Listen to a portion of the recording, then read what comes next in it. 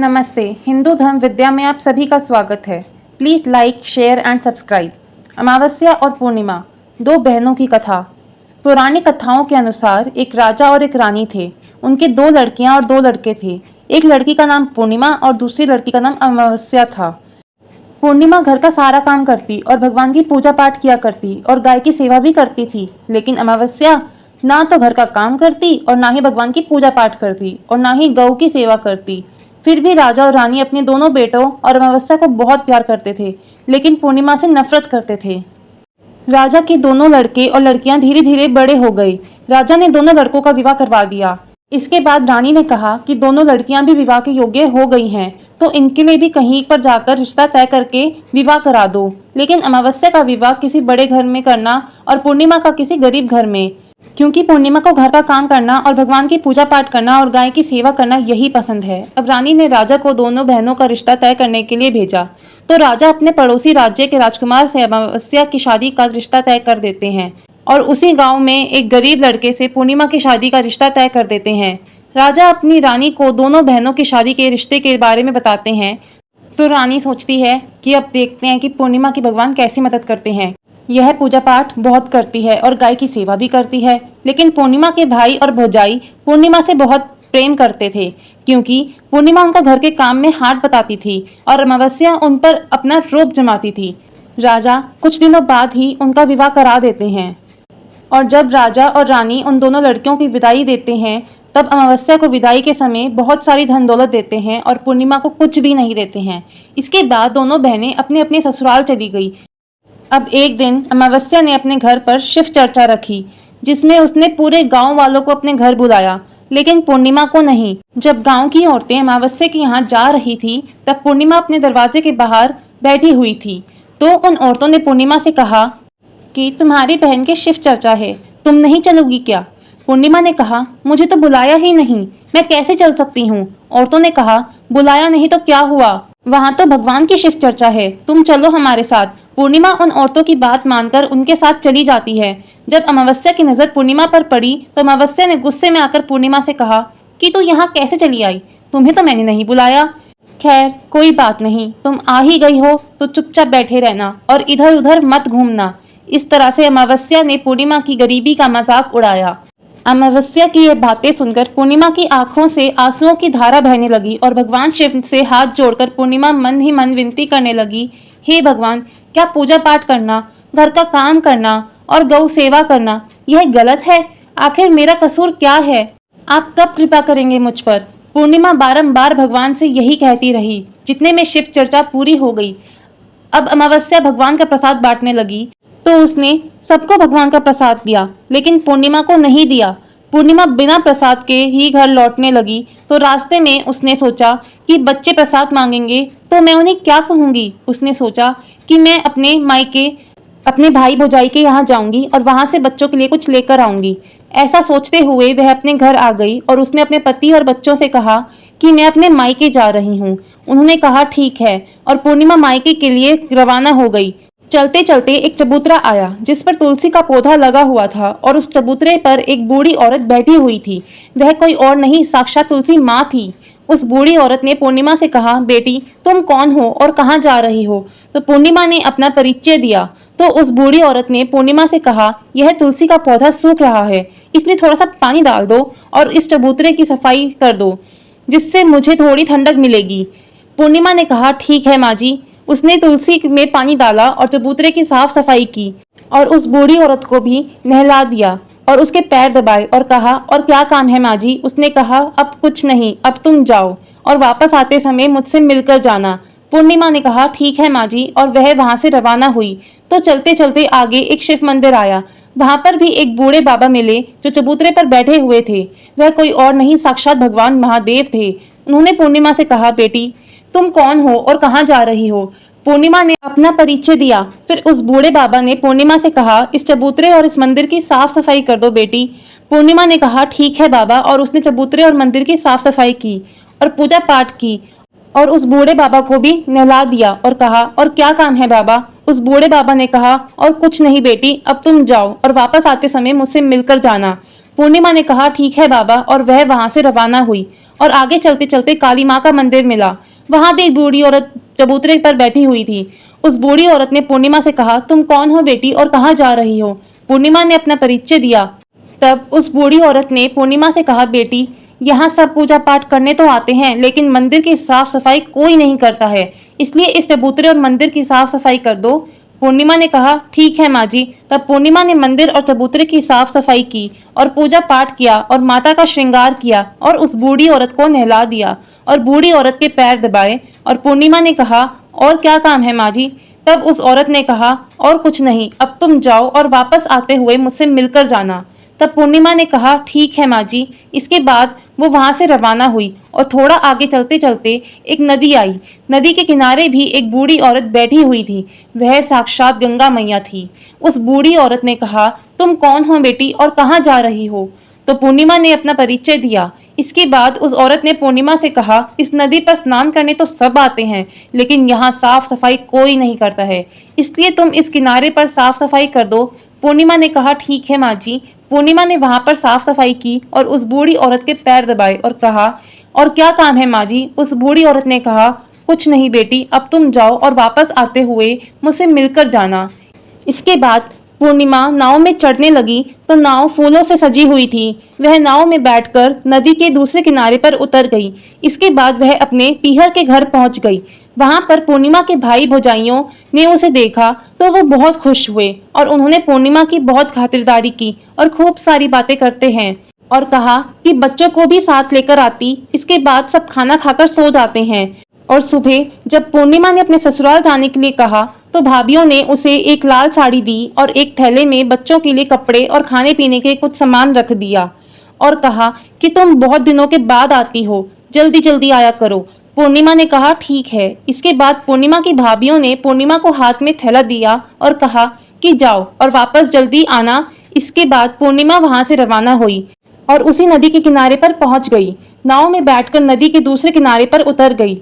वहां पर उतरने के बाद पूर्णिमा को वही बूढ़ी माँ मिली जो साक्षात गंगा मैया थी। उस बूढ़ी माँ ने कहा, आ गई हो बेटी? पूर्णिमा ने कहा, हाँ मैं आ गई हूँ। उस बूढ़ी माँ ने पूर्णिमा को एक थैला दिया और कहा कि इसे तुम अपने घर में जाकर ही खोलना। पूर्णिमा ने कहा ठीक है माँ जी। अब पूर्णिमा के पास 2 थैले हो गए। उन्हें लेकर वहां से रवाना हुई। पूर्णिमा जब आगे चली तो वही काली माँ का मंदिर आया। वहां भी काली माँ बूढ़ी माँ के रूप में बैठी हुई थी। उसने कहा, आ गई बेटी? पूर्णिमा ने कहा, हाँ माँ जी मैं आ गई। तो काली माँ ने भी एक थैला दिया और कहा कि इसे घर जाकर ही खोलना। पूर्णिमा ने कहा ठीक है माँ जी। और अब पूर्णिमा के पास 3 थैले हो गए। पूर्णिमा ने एक थैला सर पर लिया और एक एक हाथ में ले लिया और वहां से रवाना हुई और आगे चली तो आगे वही भगवान का शिव मंदिर आया। वहां पर भगवान शिव बूढ़े बाबा के रूप में बैठे हुए थे। तो उन्होंने कहा, बेटी आ गई हो? तो पूर्णिमा ने कहा, हाँ बाबा मैं आ गई। तो उस बूढ़े बाबा ने पूर्णिमा को एक थैला दिया और कहा कि इसे अपने घर ले जाकर ही खोलना। पूर्णिमा ने कहा ठीक है बाबा। अब पूर्णिमा के पास 4 थैले हो गए। अब भला वो 4 थैले अकेले कैसे ले जा सकती थी, इसलिए उसने पुरानी साड़ी निकाली और उन 4 थैलों को साड़ी में इकट्ठा करके बांध लिया। और अब पूर्णिमा वहां से रवाना हुई और थोड़ा आगे चली तो वहां तुलसी माँ बूढ़ी औरत के रूप में बैठी हुई मिली। उसने पूर्णिमा से कहा, आ गई हो बेटी? तो पूर्णिमा ने कहा, हाँ माँ जी मैं आ गई हूँ। तो तुलसी माँ ने भी पूर्णिमा को एक थैला दिया और कहा कि इसे घर ले जाकर ही खोलना। पूर्णिमा ने कहा ठीक है माँ जी। अब पूर्णिमा के पास 5 थैले हो गए। पूर्णिमा वहां से रवाना हुई और सीधा अपने घर आ गई। पूर्णिमा ने थैलों को नीचे रखा और सबसे पहले अपने मायके का थैला खोलकर देखने लगी तो उसमें बच्चों के लिए अच्छे अच्छे कपड़े और बच्चों के लिए खाने पीने की चीजें और कुछ गहने थे। पूर्णिमा ने अपने बच्चों को वो नए नए कपड़े दिए और खाने पीने की चीजें दी तो बच्चे बहुत खुश हुए। अब पूर्णिमा ने दूसरा थैला खोला जो उसे गंगा माँ ने दिया था। उसमें सोना और चांदी भरा हुआ था। अब पूर्णिमा ने तीसरा थैला खोला जो उसे काली माँ ने दिया था। उसमें 16 श्रृंगार का सामान भरा हुआ था। अब पूर्णिमा ने चौथा थैला खोला जो भगवान शिव ने दिया था। उसमें धन संपत्ति और सारी खुशियां भरी हुई थी। अब पूर्णिमा ने 5वां थैला खोला जो उसे तुलसी माँ ने दिया था। उसमें चावल दाल और 7 प्रकार के धान भरा हुआ था। अब पूर्णिमा के घर में किसी भी चीज की कमी नहीं थी और उसका घर धन धान्य से परिपूर्ण हो गया और पूर्णिमा और उसके परिवार खुशी खुशी रहने लगे। अब पूर्णिमा के मन में विचार आया कि क्यों ना मैं भी अपने घर शिव चर्चा कराऊं और शिव चर्चा का कार्यक्रम रखा। पूर्णिमा ने गांव से सभी को बुलाया और अपनी बहन के घर भी गई अपनी बहन को बुलाने के लिए। अब अमावस्या अपनी बहन के घर शिव चर्चा में आई तो उसने देखा कि पूर्णिमा के घर में किसी भी चीज की कमी नहीं है। इतनी धन दौलत देखकर अमावस्या आश्चर्यचकित रह गई और उसने पूर्णिमा से कहा कि तुम्हारे घर में इतनी धन दौलत कैसे आई। पूर्णिमा ने कहा, देखो बहन, तुमने शिव चर्चा रखी और उसमें मुझे नहीं बुलाया, तो भी मैं बिन बुलाए तुम्हारे घर आई, और तुमने भगवान का प्रसाद तक मुझे नहीं दिया, और तुमने मेरी गरीबी का मजाक भी उड़ाया।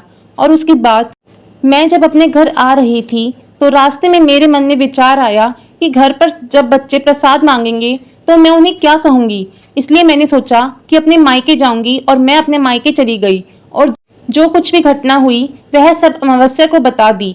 तब अमावस्या ने पूर्णिमा से कहा कि तुम भी मुझे प्रसाद मत दो और मुझे डांटो, लेकिन पूर्णिमा ने कहा कि यह तो भगवान का प्रसाद है, मैं तो सबको दूंगी और तुम्हें भी दूंगी।